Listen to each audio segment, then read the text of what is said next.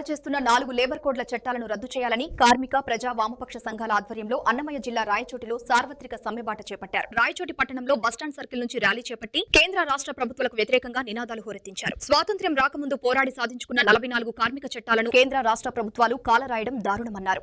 కేంద్ర ప్రభుత్వం 44 లేబర్ కోడ్ల చట్టాలను యథావిధిగా కొనసాగించాలని, లేని పక్షంలో పెద్ద ఎత్తున ఆందోళనలు చేపడతామని హెచ్చరిస్తున్న సిపిఐ నాయకుడు సిద్దిగాళ్ల శ్రీనివాసులతో మా రాయచోటి ప్రతినిధి సయ్యద్ రహమాతుల్లా ఫేస్ టు ఫేస్. కేంద్ర ప్రభుత్వం ప్రజా వ్యతిరేక విధానాలను వ్యతిరేకిస్తూ ప్రజా సంఘాల ఆధ్వర్యంలో రాయచోటిలో సమ్మె చేపట్టారు. ఈ సమ్మె గురించి మనతో మాట్లాడడానికి సిపిఐ పార్టీ నాయకులు ఉన్నారు. వాళ్ళని అడిగి తెలుసుకునే ప్రయత్నం చేద్దాం. చెప్పండి, ఈ సమ్మె ఎందుకు చేపట్టారు?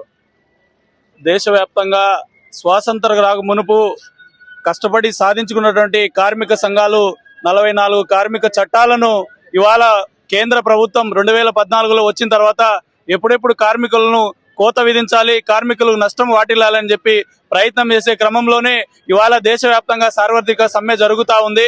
మరి సమ్మె ముఖ్య ఉద్దేశం ఏదైతే పాత కార్మిక చట్టాలు ఉన్నాయో 44 చట్టాలను యథాతథంగా కొనసాగించాలని చెప్పి, ఏదైతే కేంద్ర ప్రభుత్వం పార్లమెంటులో బలం ఉంది, లేకపోతే ఏదైతే కార్మిక చట్టాలు ఇవాళ దేశవ్యాప్తంగా బలంగా ఉన్నాయి, మరి ఏదో విధంగా దీంట్లో వీక్ చేయాలనే ఉద్దేశంతో ఉన్నటువంటి బీజేపీ ప్రభుత్వం ఇవాళ 4 కోడ్లుగా క్రీకరించి ఇవాళ కొత్త నిబంధనలను తీసుకొని వస్తా ఉంది. మరి కొత్త నిబంధనల ద్వారా కార్మికులకు కనీస వేతనాలు కానీ, వాళ్ళు యూనియన్ ఏర్పాటు చేసుకునేది కానీ, లేకపోతే వాళ్ళ హక్కులు కానీ, వాళ్ళ పని దినాలను కానీ ఇవాళ అడిగేటువంటి హక్కు కోల్పోతారు.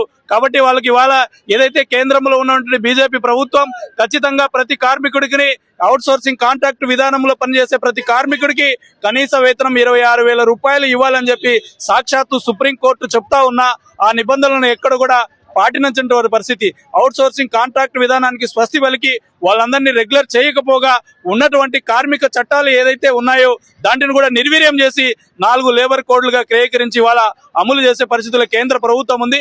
యావత్ భారతదేశంలో ఇవాళ కార్మికులు, కర్షకులు అందరూ, రైతులు అందరూ కూడా రోడ్ల మీదకి వచ్చి సార్వత్రిక సమ్మెలో పాల్గొంటా ఉన్నారు.